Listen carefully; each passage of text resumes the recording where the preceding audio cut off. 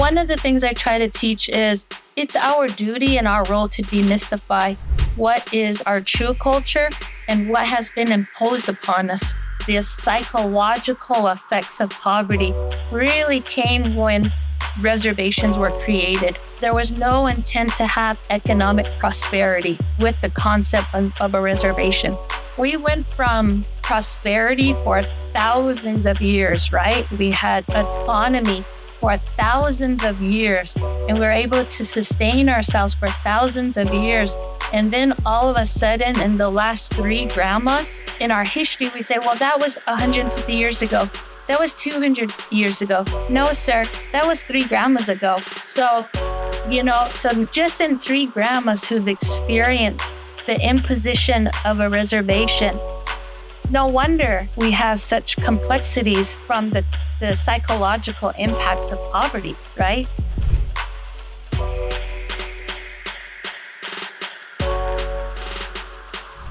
Yo, 1 2 1 2, check. Bro, thanks for stepping in. Real quick, if you wouldn't mind, introduce yourself to the folks and just let us know your tribe, where you're from, and your favorite cereal. Thanks, Emcee. My name is Pearl Yellowman. I am Diné, a Navajo I grew up in Tuba City, but I'm originally from a place called Sesa'ane, which is Jones Ranch. And my favorite cereal is good old Cheerios, day or night. Anytime. But dang, not even Honey Nut. Honey Nut Cheerios. Regular. Yeah, Honey Nut. Generic. Okay. Generic. No, Honey Nut. Okay, I was going to say, for a second, I was going to be like, girl, how you guys going to be, like, no sugar or nothing? Jeez. Cardboard. No, like sometimes you like have a long day and then you just want to be like, I want to eat a bowl of cereal and go to bed. Yep. Call it a day. That's what's up. So, bananas or no? Yeah, sometimes that's a treat. Blueberries? No. Extra. All right, just real quick. We go back potentially to the 90s. We were part of a group called Unity, United National Indian Tribal Youth. And we served together way back in the good old days. If you wouldn't mind real quick, just kind of catch us up on your youth work and like back in the day when we got together, what it was like, what Unity is to you, what Unity was then, what it is now, and your role in that. Man, so started my first Unity conference in '89 in Denver. It just kind of like woke me up. Ginger Martin was saying words like sovereignty, and Lavina Louie was like tribal nations, relations. I stuck with it. I came home. Over the years, tried to start a youth council. You get shaped and molded by all these people you start to interact, and you start wondering like what made them smart, where does their passion come from? And I met all these people who are so talented in like sports and can sing and dance and all these things. And I just found my way in life to support them. So now I've been the facilitator for the adult advisor. Mark is going on 15 years. Oh my gosh. So let's set the setting here. These conferences, for those like non-natives that follow me a little bit, as tribal young people, we come to these conferences, and in Unity specific, we're made up of these youth councils in these regions. And then over the period of time, you became through the ranks of that. And now you're saying you're leading the advisors. The advisors in these settings, they're the adults that bring these youth and serve these youth on a daily capacity. So when you're leading these advisors now, what does it typically look like in that role for you? And what are the advisors and how are you helping them? I have some main tenets every year that I go in with. We're trying to always advance that conversation of what we can do when we're working with youth. One, I feel like it's their conference. It's a form of self-care when they're within that circle or in that setting. They're going to get something for their well-being. Some of the challenges every year that an advisor who works with Unity or youth councils is they're always trying to fundraise or they're always trying to sustain their youth council. So we kind of do some networking and popcorning about how we're trying to support one another so that outside of the Unity conference, we have a larger network of adults who are working with youth, our support. I just truly believe, because I was a part of this too, that if you have a youth council in your tribal community, you're saving lives. And most likely it's the advisors who are picking somebody up on a Friday night or dropping off a youth after an event at 2 a.m. and making sure that that person gets to their front door, or maybe there's a youth who doesn't want to go home because they don't feel safe. It's that advisor that is offering them an alternative, or it's that advisor that's a safe person that youth can go to. So there's a lot of personal testimonies during our advisor training about how much weight they carry when the youth confide in them, and they need a place to release that, you know? Yeah. So we try to embrace that time when we're together. We try to acknowledge their hard work. And then I try to also make it fun, lighthearted, because they're heavy topics. You know, Yeah. I mean, you got a community that's dealing with drugs or alcohol or suicide. Like, you know, how do we unpack that, pack it back in, smoke ourselves, support each other? How do we do that in 2 or 3 days? You know, so we have to be just sensitive to each other's time, well-being. I appreciate that. You know, I've seen you over the years, not just care for the youth, but care for those that care for the youth. If you wouldn't mind, just share a little bit about like the background, like the res, give us a glimpse of what that was like for you, where you was living, and like what let you tell yourself to take the shot and to try to get yourself into your academic achievements that you have so far. My bachelor's degree is in social work, and my first master's is in education. And that kind of just gave me an inside look of what's going on in the academic setting for our Native students. And I wasn't quite satisfied about understanding this whole larger picture. And then I got my second master's degree in counseling. And that gave me insight into, or gave me access to the familia or the family ecosystem. So I had the school ecosystem, and then I had the family ecosystem. And I was like, but there's still some gaps. I just can't, I'm not able to connect them. It doesn't tell me the full story of my community. About 4th or 5th grade, we had moved to probably the worst or the toughest part of my hometown, which is Tuba City. I was aware enough to ask my parents, like, why are we moving here? Things were getting stolen from us. There's cops. There's a lot of drunks. In our language, they're called the Aglanis, or we shortened it, slanged it to Glanis.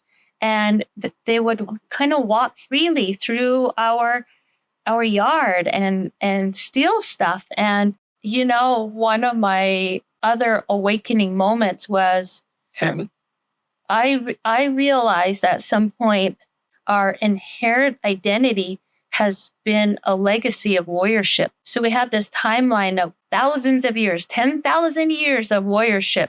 And now in this little itty bitty 200 years, now our people that I was seeing in our community in South Tuba, it felt like there was some zombie apocalypse, so to speak, because they were empty inside or whatever. You know, there's something missing that their life has resorted to that.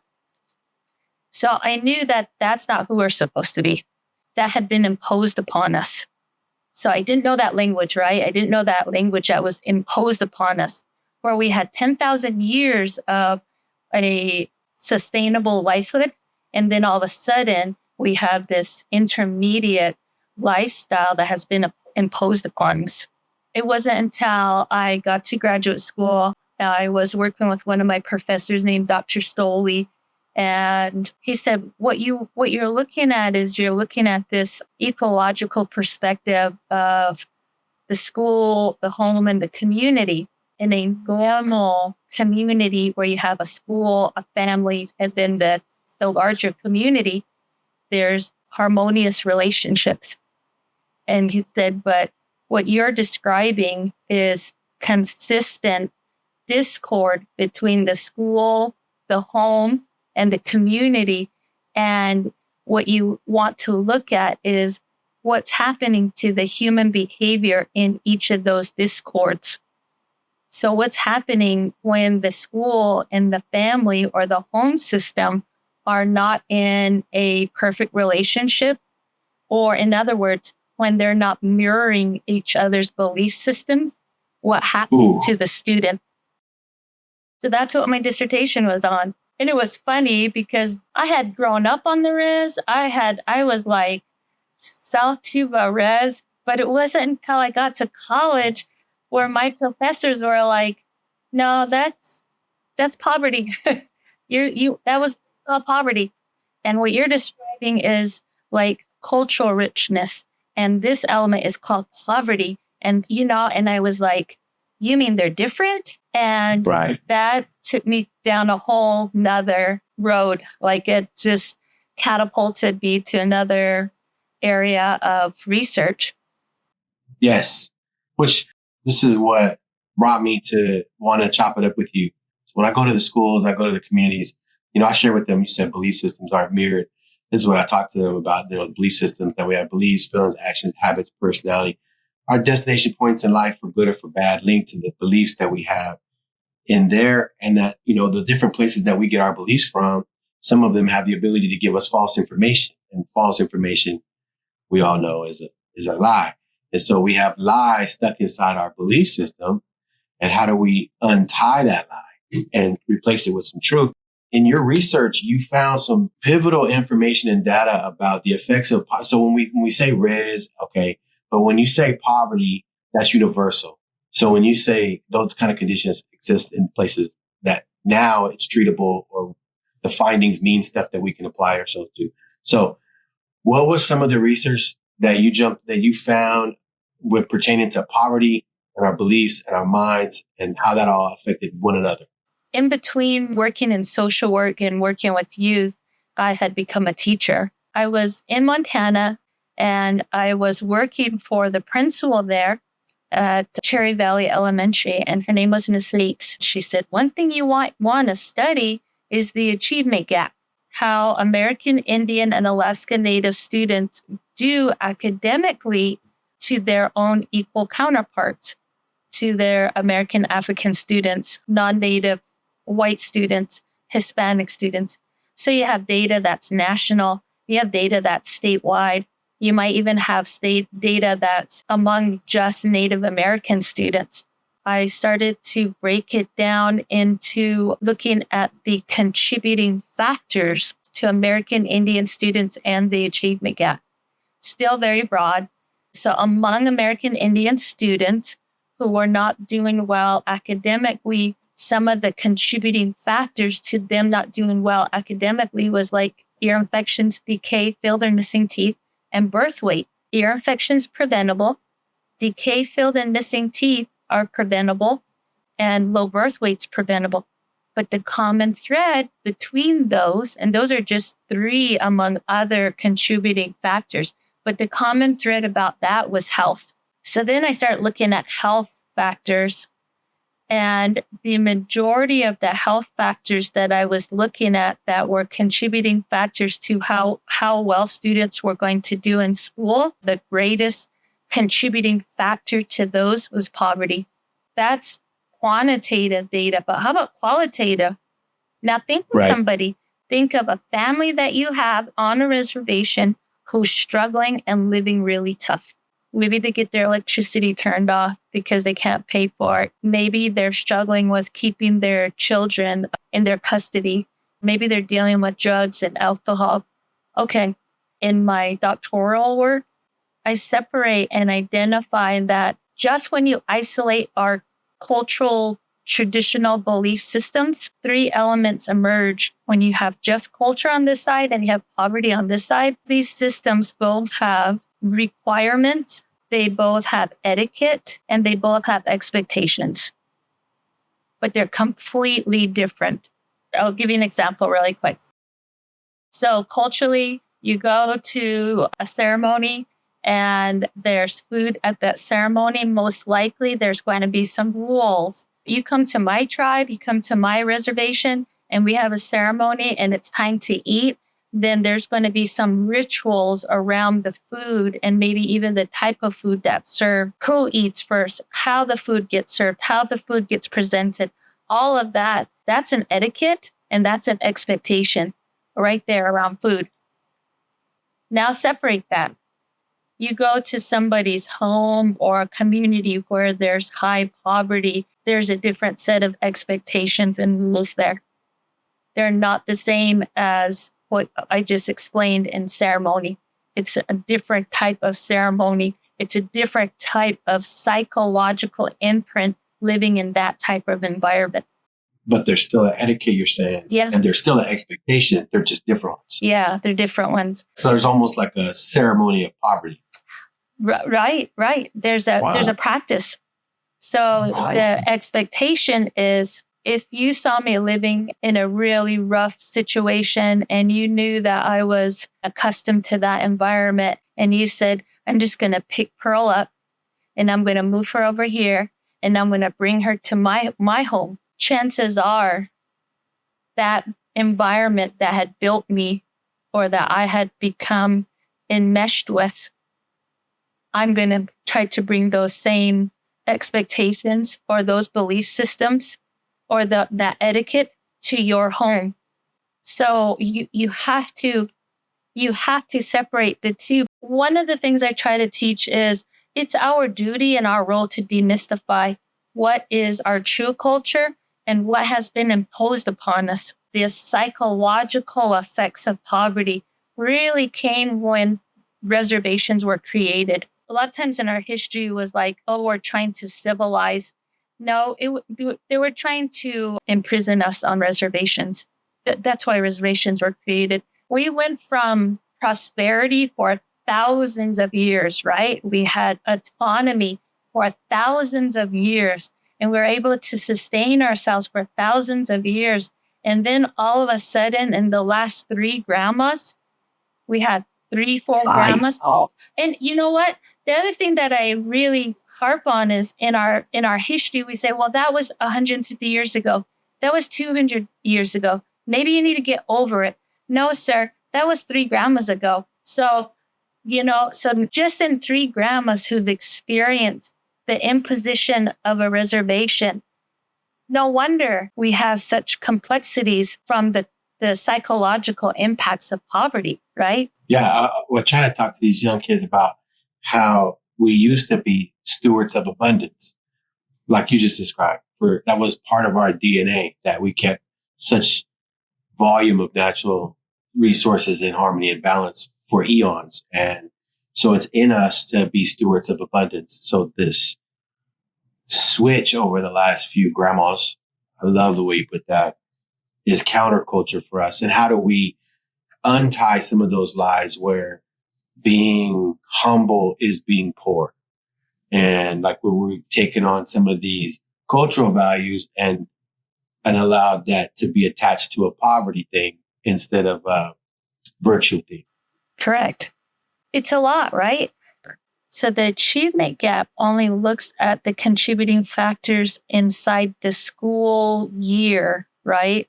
Like when a student starts kindergarten or Head Start, and then we look at the achievement gap from there. So I found that for us, American Indians, our achievement gap starts at birth. Wow. So then, Marcus, I started looking at transmission of both DNA and trauma transmission from mother to infant, mainly because my own mother went to boarding school. So my mother is a product of several government impositions. She was a survivor of boarding school. She was a survivor of the relocation. So all of that from like the 1930s to 1960s, 1970s.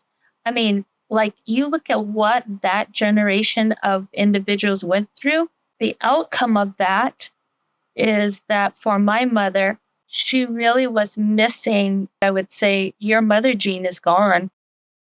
Because she would say, well, when I started boarding school, I had to leave behind these elements of love and care. Like I had to abort those things to survive in boarding school. And then she has 5 kids.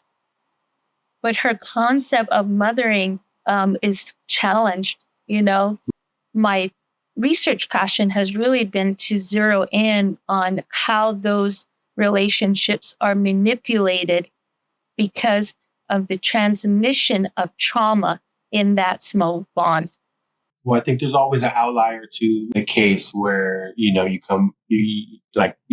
mom was pregnant at 13, had me at 14, and then, all the addiction and all stuff surrounded by that. And then there's a lot of things that happened between that and me having a child to change the passing on of those very same systems. So you could, at a glance, just say, oh, well, look, that doesn't hold because look at him and you look at my wife and same, her background down to her motherhood. There was an intervention, almost a suspension of the passing, almost an intentionality to not passing those down, to prohibit those from continuing. Does that match your research? So my growing theory is that because my mother lived in a time where there was such uncertainty, not having the care between her mother and herself because she had gone off to boarding school, that in my mother's adult life, being a maternal parent to myself or my sisters, my siblings, that she was grooming us to live in the chaos that she grew up in. So when we talk about the transmission, when we talk about why our communities are still so dysfunctional with drugs or alcohol, I'm almost on this path where we're still grooming our kids to live in how we first were introduced to this type of hardship of boarding school. So my mother experienced boarding school at 9 years old against her will. So we're involuntary to some of our early educational experiences. So I'm beginning to believe that in that transmission that she's grooming me to live that lifestyle. So remember you and I had a talk a few months ago about rewiring and rebooting our mind for winning, right? Yes. Okay, so right. now what am I doing? What are you doing for your kids? We're having to rewire them for the success that they're going to live now, right now. Right? But my mother, I can only speak for my mother, she wasn't wiring me. She wasn't grooming me, if you will, for the success I'm going to live in my lifetime. I had to kind of reflect back and look at her patterns of what she experienced. So people say, oh, we're breaking generational curses. We're breaking patterns. We're breaking DNA transmission patterns. And they're real. Yes. They're real. Those transmission DNA patterns are real. So essentially, we have our DNA. Our DNA structure does not change. But when you start to look at what we know now of as epigenetics, epigenetics is the study of, you have the DNA, and then around the DNA is like thread around the spool, and everything that your grandmother's grandmother experienced is, you can look this up. Sometimes it's referred to in epigenetics as scarring. There's a scar there or a marking. Essentially, anything and everything traumatic that our great-great-great-grandparents have experienced is around our DNA. Now, Marcus, if I'm living in a very complex, high stress, high poverty environment, that's the perfect combination of turning and activating that sequence of trauma that my great-grandparents went through. That environment is going to trigger and activate that. That's the bad side. The good side is I had 10,000 grandparents. I have 10,000 grandmas who all spoke Navajo, who all lived a very warriorship life, who speak their language, who sing their songs, who have ceremony. That too is already wrapped around and twined around my DNA. Given the right environment, given the right ceremony, all of that's wrapped in my DNA is going to activate. Wow. It's going to activate when I'm in a safe environment where I can practice my ceremony, where I can sing or I can talk about my language. Or like today, I just went for a good walk. all of those things. It's not just self-care. And I know people say, oh, we're connecting with our ancestors when we're doing this. Yes, we truly are, because what has been passed down to us will activate. It's no different than a parent who passes on predisposed cells of diabetes to their children. If predisposed diabetes can be passed on to our children, so can language. It's already in us. Yeah, I love it, the way you're breaking it down. So it's like we do have the intergenerational trauma that's multiplied and passed down at times, but we also, if we choose to see it that way, we also have access to intergenerational wisdom, also passed down, multiplied, that we could tap into. Depends on which way we want to go. We call it, Thanks, Carl, we call it ancestral knowledge, but it only activates given the environment we're in. Wow. Got me taking notes over here. Do you have any final thoughts that you want to get off your chest to kind of summarize anything that you want to make sure you made clear or anything? The reason why that it's really important, Marcus, that I share with you, like from the fourth grade perspective all the way up to college, is because I own the information. I had to put the pieces together, and it's taken my whole life to do that.